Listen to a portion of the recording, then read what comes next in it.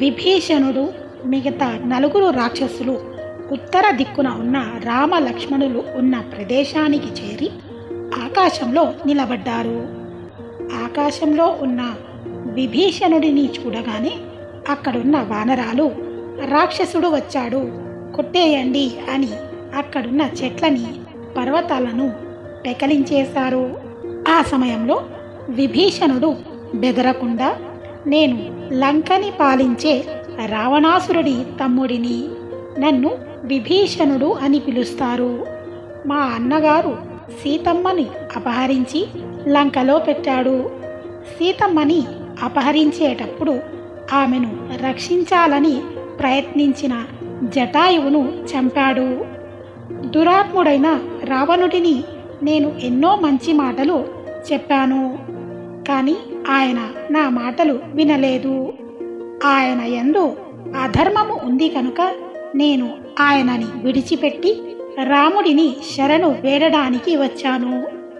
రాముడు నాకే కాదు, ఈ లోకములన్నిటికీ శరణు ఇవ్వగలిగినవాడు. నేను మీకు శత్రువుని కాదు అన్నాడు. వెంటనే సుగ్రీవుడు పరుగు పరుగున రాముడి దగ్గరికి వచ్చినవాడు మనకి పరమ శత్రువైన రావణుడి తమ్ముడు. ఆయన ఒక రాక్షసుడు. ఈ యుద్ధ సమయంలో మనం యుద్ధాన్ని ప్రారంభించే ముందు వచ్చి ఆకాశంలో నిలబడ్డాడు.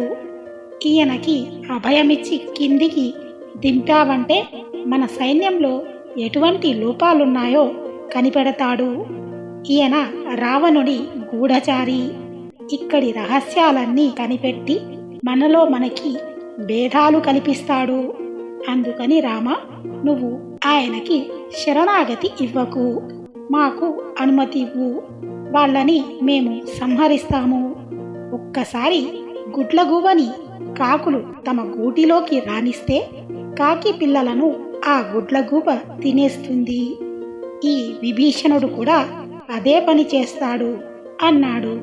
అప్పుడు రాముడన్నాడు, నా యందు నీకున్న ప్రీతి ఎటువంటిదో నాకు తెలుసు సుగ్రీవా. నువ్వు మాట్లాడిన మాటల వెనుక ఉన్న ఆదుర్తాన్ని నేను కూడా కనిపెట్టగలను. నీకున్న అనుభవం చేత చక్కని ఉదాహరణను చెప్పి బాగా మాట్లాడావు. ఈ విషయంలో నాకు సలహా ఇవ్వాలని మీలో ఎవరన్నా అనుకుంటున్నారా అని అడిగాడు. అప్పుడు అంగదుడు లేచి, మనం విభీషణుడిని పరీక్ష చేసి ఆయనలో సద్గుణాలు కనబడితే స్వీకరిద్దాము, ఒకవేళ దుర్గుణాలు ఎక్కువగా కనపడితే ఆయనని విడిచిపెట్టేద్దాము అన్నాడు. తరువాత శరభుడు అన్నాడు, మనం కొంతమంది గూఢచారులను పంపిద్దాము. గూఢచారులు ఆయనను పరిశీలించి అతనికి మనం ఆశ్రయం ఇవ్వవచ్చా లేదా అన్నది నిర్ణయిస్తారు. గూఢచారులు చెప్పిన మాటలని బట్టి మనం నిర్ణయించుకుందాము అన్నాడు. అప్పుడు జాంబవంతుడు అన్నాడు, ఇది వేళ కాని వేళ. ఇటువంటి సమయంలో రావణుడిని విడిచిపెట్టి మన వైపుకి వచ్చాడు. ఇప్పుడు మనం ఉన్నది పరుల ప్రదేశంలో, దేశం కాని దేశంలో, కాలం కాని కాలంలో. రావణుడి తమ్ముడైన విభీషణుడు శరణాగతి చేస్తున్నాడు.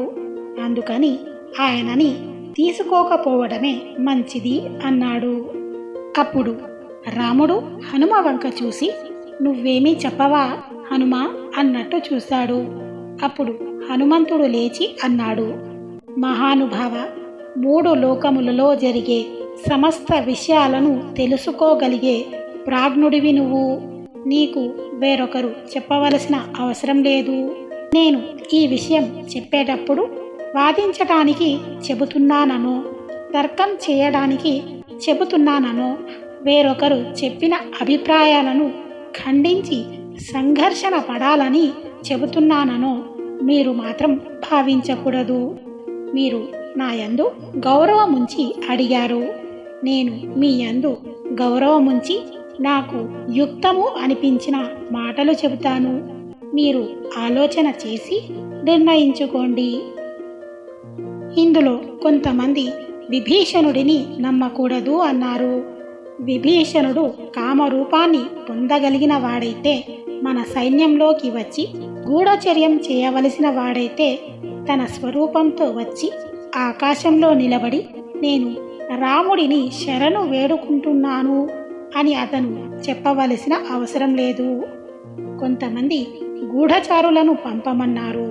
మనకి తెలియకుండా మనకి అపకారం చేస్తాడేమో అన్న అనుమానం ఉన్నవాడి మీదకి గూఢచారులని పంపి నిర్ణయించుకోవచ్చు. కానీ ఎదురుగా నిలబడి ఉన్నవాడి మీద గూఢచారిని ఎలా పంపిస్తారు? ఇవతలి వారికి అపకారము చేద్దామనే బుద్ధితో వచ్చి ఆకాశంలో నిలబడిన వాడైతే ఆయన ముఖం అంత తేజోవంతంగా, నిర్మలంగా, ప్రశాంతంగా ఉండదు. అంత ధైర్యంగా నిలబడలేడు. ఆయన ముఖంలో ఏ విధమైన దోషం కానీ, శరుడికి ఉండే బుద్ధి కానీ కనబడడం లేదు. ఆయన మాట్లాడిన మాటలలో దోషం పట్టుకోవడానికి నాకు ఏమీ కనబడలేదు. నేను మాత్రం నా బుద్ధి చేత ఒక నిర్ణయానికి వచ్చాను. విభీషణుడికి మీ పౌరుష పరాక్రమాల గురించి, మీ ధర్మము గురించి తెలుసు. ఆయనకి రావణుడు పౌరుషము తెలుసు. మీ పౌరుషం ముందు రావణుడి పౌరుషం నిలబడదు అని విభీషణుడు నిర్ణయానికి వచ్చాడు. అలాగే మీరు వాలిని సంహరించి సుగ్రీవుడికి పట్టాభిషేకం చేసిన విషయాన్ని విభీషణుడు విన్నాడు. అధర్మాత్ముడిని సంహరించి ధర్మాత్ముడికి పట్టాభిషేకం చేస్తారు అని నమ్మి ఇక్కడికి వచ్చాడు. మీరు ఆయనకి శరణు ఇవ్వవచ్చు అని నేను అనుకుంటున్నాను అన్నాడు. అప్పుడు రాముడు, ఇప్పటిదాకా మీరందరూ దోషములు ఉన్నాయా, దోషములు లేవా, తీసుకోవచ్చా, తీసుకోకూడదా అని పలు మాటలు చెప్పారు. నేను ఒక మాట చెబుతున్నాను వినండి. నా దగ్గరికి వచ్చి భూమి మీద పడి, రామా నేను నీ వాడనయ్యా, నువ్వు నన్ను రక్షించు అని అడిగిన వాడి యందు నేను గుణదోష విచారణ చెయ్యను. వచ్చినవాడు విభీషణుడే కాని రావణుడే కాని నన్ను శరణు కోరినవాడు ఎవడైనా సరే రక్షిస్తాను. సుగ్రీవ, ప్రపంచంలో భరతుడి లాంటి సోదరుడు ఉండడు, నాలాంటి కొడుకు ఉండడు, నీలాంటి మిత్రుడు ఉండడు. అందుకని అన్నీ ఆ కోణంలో పోల్చి చూడకు. వాడు దుష్టుడే కాని మంచివాడు కాని నా దగ్గరికి వచ్చి శరణాగతి చేశాడు కనుక ఆయనకు శరణు ఇచ్చేస్తాను. ఈ బ్రహ్మాండంలో ఉన్న పిశాచములు, దానవులు, యక్షులు, ఈ సమస్త పృథ్వీలో ఉన్న భూతములు కలిసి నా మీదకి యుద్ధానికి వస్తే నేను నా చిటికెన వేలి గోటితో చంపేస్తాను. నేను విభీషణుడికి శరణు ఇస్తున్నాను, ఆయనను తీసుకురండి అన్నాడు. అప్పుడు సుగ్రీవుడు అన్నాడు, రామ, నీకు తప్ప ఇలా మాట్లాడడం ఎవరికి చేతనవుతుంది? నీ ప్రాజ్ఞతకి మరొక్కసారి శిరస్సు వంచి నమస్కరిస్తున్నాను అన్నాడు. మరి ఆ తర్వాత జరిగిన రామాయణ కథను మనం నెక్స్ట్ ఎపిసోడ్లో చెప్పుకుందాం. వీడియో నచ్చితే లైక్ చేయండి. మీ లైక్ల ద్వారా ఎక్కువ మందికి వీడియో చేరే అవకాశం ఉంటుంది.